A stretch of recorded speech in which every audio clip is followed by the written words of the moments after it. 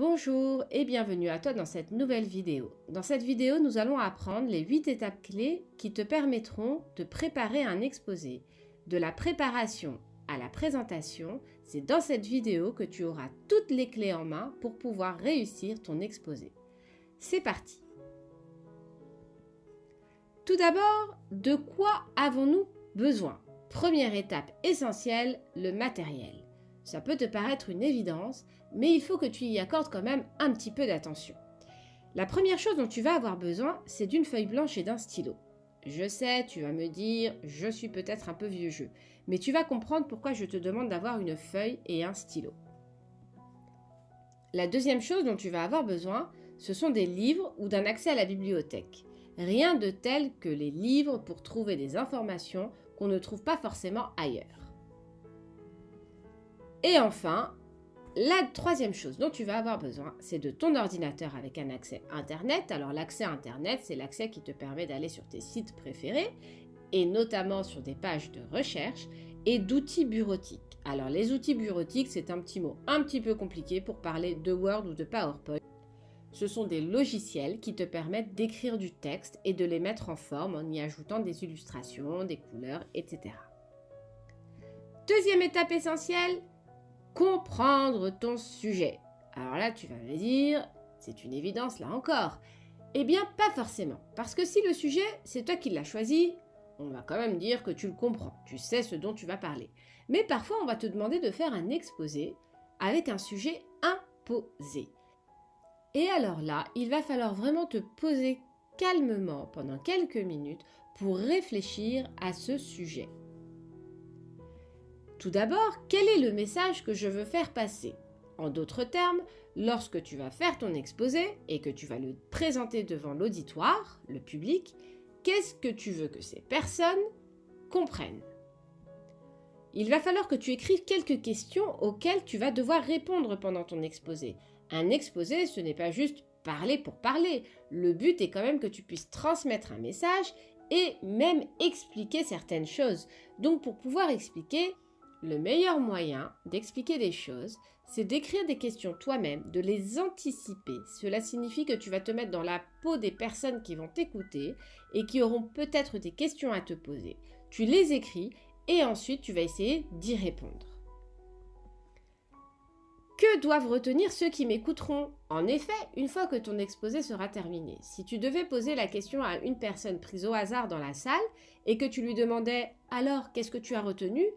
Idéalement, il faudrait qu'elle ait retenu au moins une ou deux idées. Si elle te dit rien du tout, c'est quand même qu'on est un petit peu passé à côté. Ce serait dommage. Ou alors que cette personne était complètement ailleurs et ne t'a pas du tout écouté.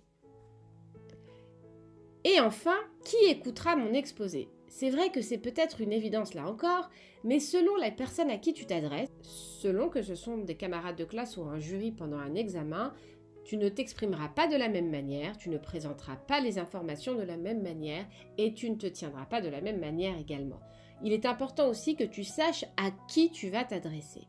Et toutes ces informations que tu es déjà en train d'essayer de collecter, de mettre en ordre dans ton esprit, je te propose justement de les écrire sur le recto de la feuille que tu as préparée. Le recto, ça veut dire la première face de ta feuille. Il va falloir que tu écrives rapidement à main levée, ça veut dire au stylo, le message en une phrase ou deux que tu veux faire passer. Il va falloir ensuite que tu poses les différentes questions que tu as pu toi-même trouver à l'avance et ensuite que tu essayes d'écrire aussi à la fin de mon exposé, voilà ce que je veux que les personnes retiennent. Et enfin, que tu identifies les personnes qui t'écouteront. N'oublie pas que si tu fais un exposé devant ta classe, il y a également ta maîtresse ou ton maître qui va t'écouter. Il est aussi important que tu montres que tu maîtrises aussi ton sujet et la manière de t'exprimer à l'oral et à l'écrit. Troisième étape essentielle, il va falloir que tu prépares le squelette de ta présentation. Le squelette, c'est la trame de ta présentation. La trame, ce sont les différentes parties de ta présentation, pour le moment vide de contenu.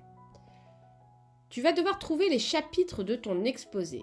Suite à l'étape précédente qui consistait à identifier le message que tu voulais faire passer et les différentes questions auxquelles tu voulais répondre, tu vas pouvoir les remettre en ordre et essayer de trouver les chapitres de ton exposé.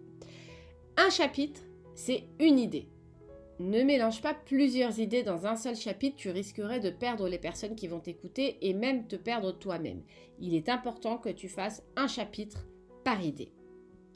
Ensuite, il va falloir que tu mettes les chapitres dans l'ordre. Et là, l'ordre est vraiment subjectif. En d'autres termes, un ordre qui te paraîtra logique à toi peut ne pas paraître logique à quelqu'un d'autre. C'est là que tu vas mettre un petit peu ta petite empreinte personnelle, ta présentation. Si tu veux qu'on la retienne, il faut qu'elle reflète ta personnalité et le message que tu veux faire passer. Tu peux présenter les chapitres dans l'ordre chronologique, tu peux faire un zoom avant, un zoom arrière.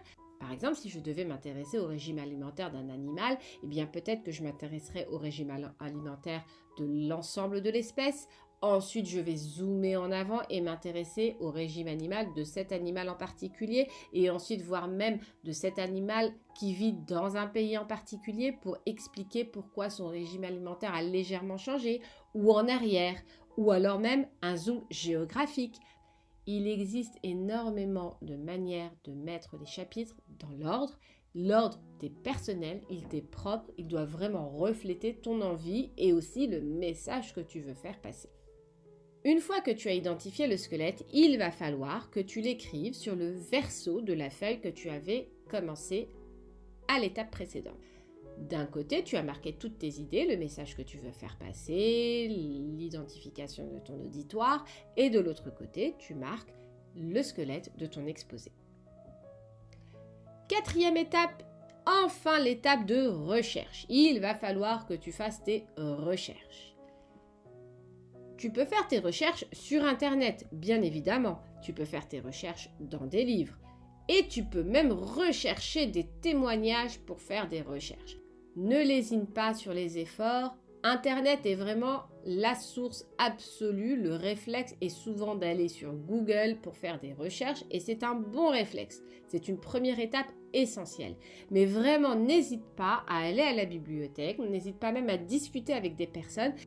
Et si tu peux avoir des témoins vivants qui peuvent te parler du sujet parce que c'est leur passion, parce que c'est leur métier, n'hésite pas à aller les rencontrer. Ça apportera vraiment une valeur supplémentaire à ton exposé.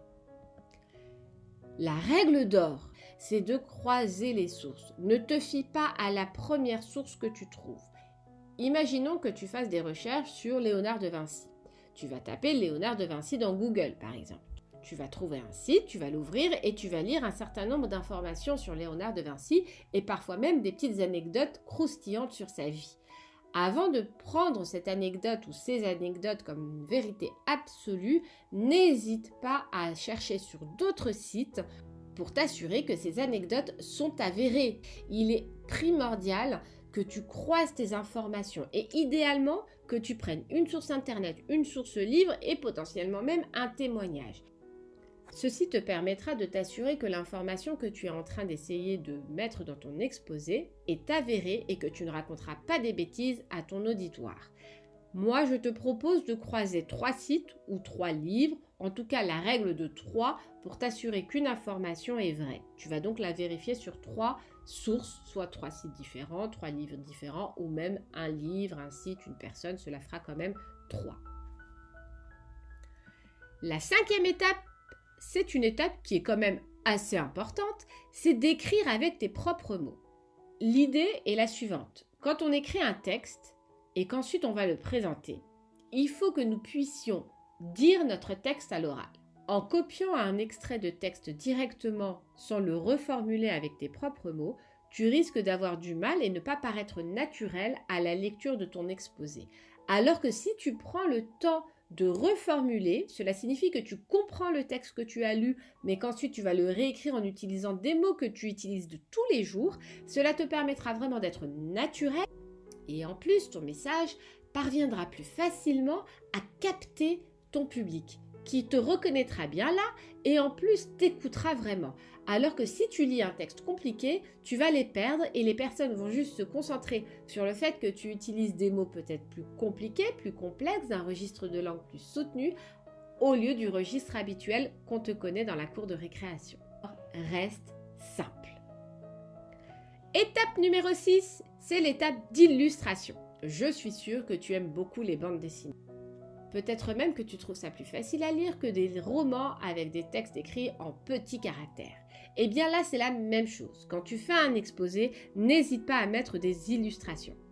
Idéalement, une illustration par chapitre, parce que si tu mets trop d'illustrations, les personnes vont se concentrer sur ces dessins ou ces images et ne vont plus t'écouter. Donc une image, un chapitre, une idée. Règle numéro 7. Rédige ton exposé et mets-le en forme.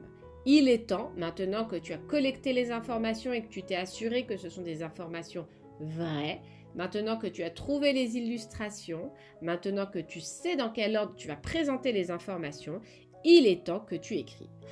Si tu fais un exposé à l'écrit et au stylo, choisis ta plus belle écriture, mets de la couleur, respecte les retours à la ligne, les alinéas, les titres et n'hésite pas même à faire un brouillon que tu vas ensuite recopier au propre. Ne te précipite pas juste pour te débarrasser de ton exposé, prends le temps de faire les choses proprement et avec application.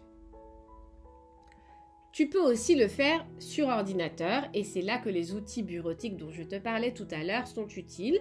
Word ou PowerPoint sont très bien et très faciles d'utilisation et en plus, ça te permet aussi de faire un petit peu d'informatique. Choisis une belle police. Tu vas me dire, mais qu'est-ce qu'une police? Une police, c'est juste la forme des lettres, car sur ordinateur, on peut utiliser différentes formes d'écriture. Tu le constates peut-être même dans mes différentes vidéos. Je m'amuse avec les différentes façons d'écrire les choses. Choisis une bonne police, une police claire, facile à comprendre, et mets de la couleur. Et ne charge pas trop ton visuel, reste vraiment le plus simple possible, c'est le meilleur moyen de capter l'attention de ton public. Et enfin, étape numéro 8, l'étape de la présentation de ton exposé. Petit conseil, avant le jour J, n'hésite pas à le répéter, soit devant un public à la maison, tes parents, tes frères et sœurs, soit même devant ton miroir, mais répète-le. Cela te permettra de te remettre en mémoire l'ordre dans lequel tu as présenté les informations et aussi voir si, déjà, tu ne prends pas trop de temps parce que parfois le temps est limité pour présenter un exposé. Et aussi t'assurer que tu n'as pas de faute d'orthographe, ni de faute de mise en forme, que tout est prêt pour le lendemain. Prends ton temps. Parfois, on peut être tenté de vouloir se débarrasser de l'exposé. Là est mon conseil, prends ton temps. Ça passera quoi qu'il arrive à la même vitesse, mais prends ton temps pour bien articuler les choses et aussi t'assurer que même toi, tu te comprends. Prends ton temps pour que les personnes vois aussi tous les efforts que tu as faits. Ne lis pas trop ce que tu as écrit. Tu ne regarderas pas ton public dans les yeux et ce serait dommage. Si tu connais ton sujet et que tu as bien relu la veille, tu sais ce qu'il y a à l'intérieur. Donc profites-en pour regarder les personnes qui t'écoutent et cela te permettra aussi de capter leur attention et peut-être même de rattraper au vol quelques personnes qui tenteraient de penser à autre chose, donc ne lis pas trop ton texte et regarde bien ton public. Et enfin, mon dernier conseil, profite du moment car ça passe trop vite. Montre à quel point tu t'es investi dans ce travail. Voilà les 8 étapes clés qui te permettront de préparer et présenter un exposé en classe ou ailleurs. Et pour ma part, je te dis à bientôt.